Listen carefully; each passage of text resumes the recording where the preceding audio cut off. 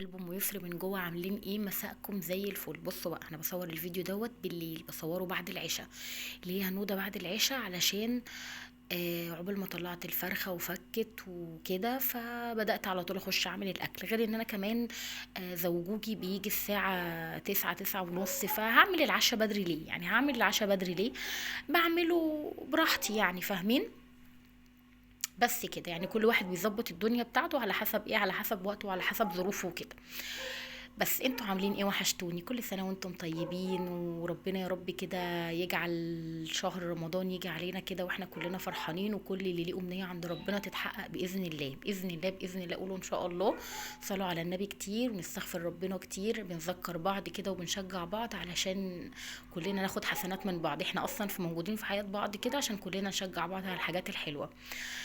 بصوا بقى، اول حاجه حطيتها ان انا حطيت الفراخ على النار تتسلق. عقبال ما فكت يعني حطيتها تتسلق، وقلت اعمل كوبايه نسكافيه. اول مره اجرب البريك التلاتة في واحد. طعمه حلو يعني، قريب من النوع اللي انتوا كلكم عارفينه. النوع التاني اللي هو السيكو سيكو ده قريب منه جدا يعني، يكاد يكون هو.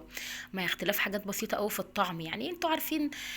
من شركه لشركه الطعم بيختلف سيكا يعني. بس بريك من الحاجات الحلوه قوي على فكره.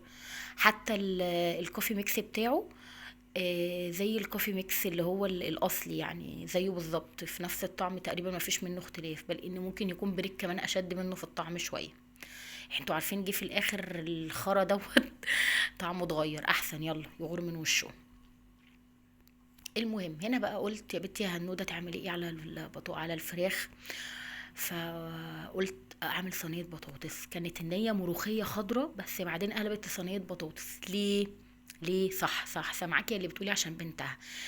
للاسف انا البت يويو بقت مقيداني قوي في الاكل يعني. بقيت بقدر الامكان بعمل الحاجه اللي بتحبها علشان تاكل يعني، علشان تاكل. احنا ياما كلنا ملوخيه وياما كلنا كل حاجه، فاحنا بنعمل الحاجه اللي العيال بتاكلها. فقلت النهارده اعمل صينيه بطاطس كده جميله، واحط بقى الفراخ فوق الوش وكده. حتى كنت هعمل شوربه، والله ما عملتش، كسلت. فقلت لا، خليها وقت تاني الشوربه، مش مشكله. و وبس يعني. ونعمل صينيه بطاطس، وهنعمل كمان النهارده هريسه الشطه. ايه رايكم بقى؟ عشان كنت منزلها لكم قبل كده صور، وفي بنات قالوا لي يا ندب نزليها فيديو. فقلت بما اني هعملها انزلها لكم في الروتين. ايه رايكم؟ هتعجبكم جدا ان شاء الله. حلوه قوي قوي قوي، وبتنفع جدا. وعلى فكره انا بعملها في موسم الفلفل الاحمر، سواء داخل رمضان او لا. هي اصلا وجودها في التلاجة حلو. بتنفع بقى تخلي لي حاجه، هتعملي حاجه، هتعملي بيها تتبيلة حاجة معينة، بتبقى في المحاشي رهيبة، بتدي طعم للمحاشي رهيب. هو أصلا الفلفل الأحمر ده بيبقى حامي، وفي نفس الوقت فيه تسكيرة كده، غير الفلفل الأخضر. المهم بقى، المهم، بصوا، انا قشرت البطاطس وهقطعها طرنشات كده وهحطها في الصينيه. انا بعملها يعني، معرفش، هي مش ني في ني عشان انا بعمل فيها صلصه كتير، بس مش نفس الوقت مسبكه ان احنا بنحمر الطماطم يعني بتقليه او ببصلايه محمره. فاهمين؟ انتوا هتشوفوا طريقتها دلوقتي بتتعمل ازاي. طريقتي دي تحفة، ولو جربتوها للناس اللي بتحب البطاطس فيها صوص كتير او صلصة كتير هتعجبكم قوي. هنا قطعت البطاطس بتاعتنا، والناحية التانية هقطع البطاطس بتاعت يوي. بصوا، هو كل حاجة اصلا شارحة نفسها في الفيديو يعني. انتوا لو ركزتوا في الفيديو هتشوفوا ان كل حاجة شارحة نفسها. الطريقة دي بتطلع حلوة قوي قوي في صينية البطاطس. لان انا عندي هنا محمد مش بيحب الخضار يبقى ناشف يعني، ما يبقاش فيه صلصة كتير وكده. انا مش عارفة الكاميرا بتاعت التليفون مالها مدغمسة كده، مش عارفة في ايه، ولا انا اللي عيني مدغمسة مش شايفة كويس. مش عارفة التصوير عامل كده ليه يعني، مش عارفة في حاجة غلط، ولا هي الكاميرا فيها حاجة غلط، والله ما عارفة. عايزة احاول اظبط الاضاءة بتاعتها، حاسة ان هي مش مظبوطة. بصوا بقى، انا الايام الجايه دي ورايا كذا مشوار. عايزه انزل الخياميه وانزل السيده زينب علشان نجيب شويه حاجات لرمضان، لزينه رمضان بقى، لتجديد الشقه والمطبخ والكلام ده كله. كل سنه وانتم طيبين. انا بحب قوي انزل في الاجواء بتاعه رمضان دي. بحس ان اليوم اللي بنزله ده، بصوا كده، بيرجعني كده لسنين كتير قوي ورا.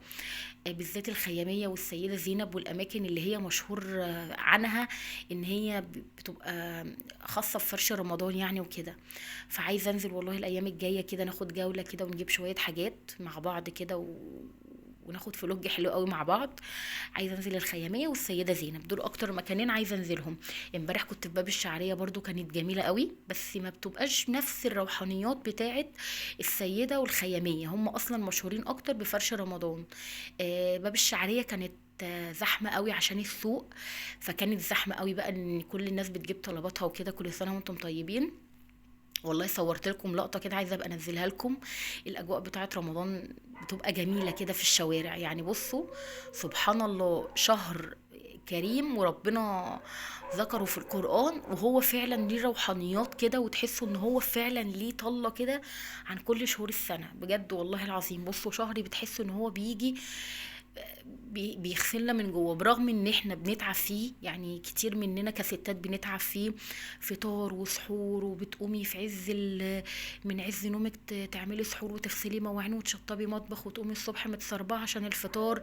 بس والله العظيم على قد كل ده بيجي بخيره وبيجي ببركته وبيجي بروحانياته. ربنا يا رب كده يجعلنا دايما فرحانين بيه ودايما حاسين بيه يا رب، يعني يا رب كده. والواحد كمان بيحاول ان هو يعمل فيه اي حاجة حلوة علشان الاولاد، يعني عارفين، بصوا احنا زمان احنا كاطفال يعني عشنا فيه ذكريات حلوة قوي، فهي معانا لحد دلوقتي. فانا لما باجي اعمل اي حاجة في رمضان، انا وبابا يسرا والله العظيم بجد، لما بنيجي نعمل اي حاجة في رمضان مثلا او اي مناسبة، ننزل نجيب مثلا هدوم، ننزل نخرج، نعمل اي حاجة يعني نعمل اي حاجة، نعلق زينة او الكلام ده كله. احنا كل ده بنعمل ذكريات لبنتنا، فاهمين؟ يعني بنعمل ذكريات لبنتنا ولاخواتها ان شاء الله باذن الله لما ربنا يريد وييجوا يعني. ف... فاحنا بنعمل ذكريات ليهم زي ما اهلنا بالظبط كده عملوا معانا ذكريات. انا بحب أوي اعمل ليسري كده، برغم ان هي بيجي عليا وقت ببقى بص وبتخانق وبقعد اقول لها يا شيخ حرام عليكي مش عارفه ايه، بس هي روح قلبي يعني، بص ببقى نفسي اعمل لها الدنيا كلها والله العظيم. ربنا يا رب كده يبارك لنا في ولادنا ونقدر نعمل لهم كل حاجه. بصوا انا هنا غسلت الفلفل الاحمر وهرسته كويس قوي في الكبه، تمام، وحطيته في صينيه علشان هحطه على النار، انا عايزه الميه بتاعته تنشف. بصوا يا بنات، انا الطريقه ديت اعتمدتها بقى لي فتره لما شفت الشيف شيماء البهي بتعملها، وعجبتني قوي الطريقه دي. و... وفعلا بتطلع الفلفل طعمه طعم جدا. انا كنت الاول بهرس الفلفل وبحط معاه التوابل بتاعته اللي هو شويه الملح وكده، وبحطه في البرطمان. بس لما لقيت الشيف شيماء بقى البهي بتعمله كده على النار، بتقولك ان كده فتره صلاحيته بتبقى اكتر، لان انت بتنشفي كل الميه اللي فيه، وزي بتديله كده تعقيم، يعني لما بينشف الميه وبيتحط على النار زي بتديله صدمه. ولما كمان بتحطيه سخن في البرطمانات وتقلبي البرطمان، انت كده كانك عملتيه بالظبط كده زي الشركات. فالصراحه الطريقه دي اعتمدتها وحبيتها جدا. انا من الناس لما بلاقي شيف او بلاقي اي حد عمل طريقه واخدتها منه، بطلع اقول ان انا اخدتها من كذا، ان دي بقى مش طريقتي وانا اللي عاملاها وبقالي سنين بعملها، لا لا. انا لما بلاقي حد عامل طريقه وباخد منه الطريقه، بحب ان انا اطلع اقولها، لان بصوا بننسب الحق لاصحابه، تمام. فالطريقه دي حلوه قوي. انا اول حاجه لما بدات تنشف الميه حطيت شويه ملح، وبعد كده ربع المعلقه اللي حطيتها دي كانت ملح ليمون، قالت علشان هي بتبقى تعتبر زي ماده حافظه كده للفلفل. بصوا بقى، هنا الفلفل بينشف الميه بتاعته خالص، بعرف منين؟ اول ما يبتدي يلزق كده في شويه في الصينيه زي ما انتم شايفين كده، او يسيب فيها علامه كده، بيبقى الميه بتاعته نشفت. فانا ببقى جايبه البرطمانات دي غسلاها ومعقماها كويس قوي ومنشفاها كويس قوي، ما فيهاش ميه خالص، وببدا اعبي فيها الفلفل سخن. طبعا البرطمانات ازاز مش بلاستيك، انتوا فاهمين ان ما ينفعش تحطي حاجه سخنه يعني بتغلي قوي كده في حاجه بلاستيك، مش صحي خالص. فانا بحطها في برطمانات ازاز كده. بصوا البرطمان ده مليته على الاخر، هكبسه على الاخر وهقفله. هي حطت على الوش زيت، بس انا الصراحه المره دي ما حطيتش زيت على الوش بتاعه، انا اكتفيت ان انا عبيته سخن وقفلته كويس قوي، وهقلب البرطمان على غطاه علشان يعمل التكه بتاعه المصانع دي، لما تيجي تفتحي الغطا يعمل تك كده، فتعرفي ان كده اتقفل صح، تمام. والبرطمان التاني ده انا اصلا هستخدمه معاكم في الفيديو، هعمل منه مخلل في الفيديو ده. فانا واحد قفلته واحد كده. هقول لكم بقى المقفول ده رمضان، لا مش عارفه والله، لو جت وقته دلوقتي ان انا استخدمه بصراحة هستخدمه واجيب تاني. كده كده الفلفل الاحمر موجود كتير في السوق يا بنات، يعني متوفر، يعني انا ممكن اجيب كيلو تاني واعمله، فاهمين؟ انا اصلا كده كده ما بستغناش عن الفلفل ده. بصوا بقى، هنا اخدت منه كده معلقة كبيرة، واخدت كمان معلقة توم، وحطيت شوية ملح وشوية كمون، وهحط كمان شوية خل. تمام، وهقطع شوية بقدونس، وهقلب الخلطة دي كلها مع بعض. وهخلي الطماطم، على فكرة نفس الخلطة دي ممكن تخللي بيها كمان البطاطس المخللة المسلوقة، اللي انا قبل كده كنت بنزلها معاكم وبتسألوني على طريقتها، هي برضو طريقتها نفس الطريقة دي.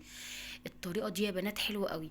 وهحط كمان شوية مية علشان يبقى صوص كده، فاهمين؟ يبقى التشريبة بتاعت الطماطم. انا طبعا بدوق كده بشوف الملح والتوابل مظبوطه ولا لا. لا، حسيت ان هي محتاجه شويه ملح وشويه كمون تاني، فهحط. طبعا انا ما عنديش ليمون، لو انت عندك ليمون حطي. وحطيت شويه بابريكا علشان تديني اللون الاحمر بتاع الميه، مش اكتر. لو مش عندك مش لازم خالص، كده كده الفلفل الاحمر هيقوم بجزء كبير قوي من الموضوع ده. واقطع بقى الطماطم كده. بصوا، الطماطم اللي بحب احطها في الخلطه دي بحبها طماطم ناشفه، اللي هي طماطم السلطه. الطماطم الطريه بتاعت الصلصه لا، بتبقى طعمها مش حلو قوي. يعني لا، بحب الطماطم الجامده اكتر، اللي هي بتاعت السلطه يا بنات. تمام، اللي احنا بنجيبها بنقول للراجل بتاعت السلطه. بقطعها بقى مع الخلطه دي، بيبقى طعمها حلو قوي قوي بقى مع شويه البقدونس. الخلطة دي طعمها رهيب بجد والله العظيم. شوية سلطة فظاع. للناس كمان اللي بتحب الحاجة الحامية هتعجبكم قوي. شوية المية دول تشربوهم. عارفين الويسكي؟ عارفين انتوا الويسكي الحلال اللي هو بينزل في المطاعم ده؟ هو ده الويسكي الحلال. لو بصوا لو عملتوها مش هتسلوا اصلا ان انتوا تعملوها على طول، طعمها بيبقى حلو قوي. تمام.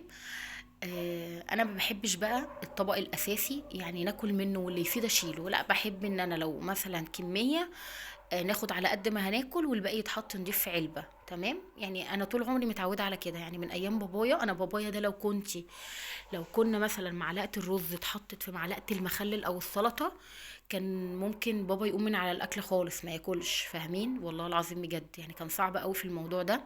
كان انف جدا. فانا خدنا منه حاجات كتير قوي من الموضوع ده. تمام. بقيت بعمل كده. بقيت مثلا لو هنجيب مخلل ناخد على قد ما هناكل، والباقي بشيله يعني وفي علبة نضيفة، ولما نعوز ناكل منه نبقى نحط منه لحد ما يخلص وكده. بتحافظي على المخلل اكتر، وبيبقى نظافة.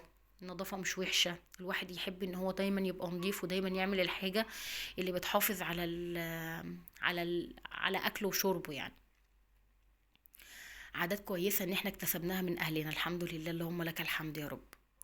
هنا بقى حطيت لي يسري طبعا الاكل بتاعها. بصوا، انا عملت اليسري صينيه صغيره قوي بطاطس، يعني بطاطسين تلاتة كده، كام شريحه، لان طبعا البطاطس بتاعتنا احنا حطيت عليها فلفل حامي. وانا يسري ما بتاكلش الفلفل الحامي طبعا، علشان في بنات كانت بتقعد تسالني لما كنت بقطع الحتت دي من الفيديوهات او الروتين: هو انت ازاي بتعملي لبنتك اكل حامي؟ هو انت ازاي بنتك بتاكل معاكي؟ يا جماعه اكيد لا، اكيد بنتي مش بتاكل معايا من نفس الاكل الحامي، اكيد انا ببقى عامله حسابها. حتى لو انا ما عملتش حساب يسري من الاكل اللي احنا عاملينه، يبقى هي ما بتاكلهوش، فانا عامله حسابها في اكل تاني. يعني انا هاكل مثلا ومش هاكل بنتي بالمنطق كده؟ اكيد لا، ده هي تاكل قبلينا. فلا، لما باجي اعمل اي اكل يا جماعه انا بفصل يسر اكلها.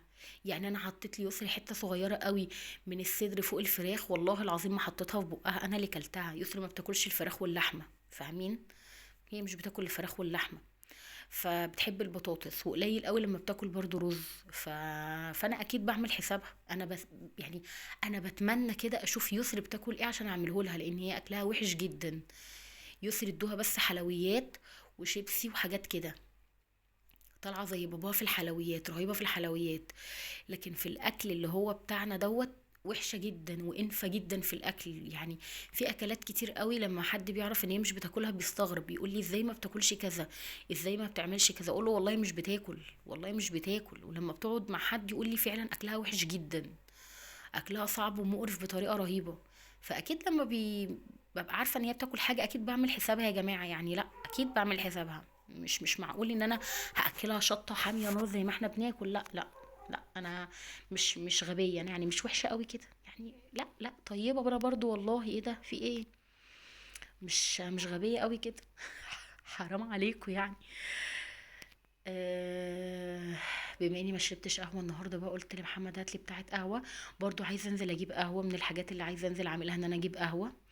بقى لي فتره كبيره قوي القهوه ما كانتش بتخلص من عندي، دلوقتي لما بتخلص بكسل اجيب. خلاص ما دام التلقيمه دي موجوده بقول خلاص، ما دام موجوده دي بجيب وخلاص وبمشي حالي بيها. بس زي ما يبقى عندي قهوه في البيت كده، في كل وقت كده عاوزه اشرب فنجان اقوم اعمل، عارفين انتوا الاحساس الجميل ده. فعايزه انزل ان شاء الله تاني بقى، انزل اجيب القهوه بتاعتي بقى، رمضان جاي كمان لازم بعد الفطار احبس بكوبايه قهوه، ده اساسي. فعايزه انزل باذن الله بقى اجيب لي ايه بتاع ربع بني كده بقى، ايه اكمره لحد رمضان ان شاء الله. نشرب منه برضو الايام دي بس في رمضان اكتر باذن الله. وبس كده. كده احنا وصلنا لنهاية الفيديو ونهاية اليوم، واللحظة السعيدة اللي بحبها ان انا اقعد اروق دماغي بقى، اشرب حاجة كده واقعد اروق دماغي وافصل من، يعني افصل من زن اليوم بقى عشان استعد طاقتي لتاني يوم. وادعولي كده ان انا انتظم في الفيديوهات معاكم، وان كل يوم انزل لكم فيديو، عشان الموضوع ده بيفرق معايا جدا بجد والله، وكومنتاتكم بتفرق معايا قوي. وكل سنة وانتم طيبين، وكل سنة نبقى مع بعض ونزيد ان شاء الله وما ننقص ابدا بإذن الله. وبس كده، بحبكم جدا جدا جدا في رعاية الله وحفظه. باي باي.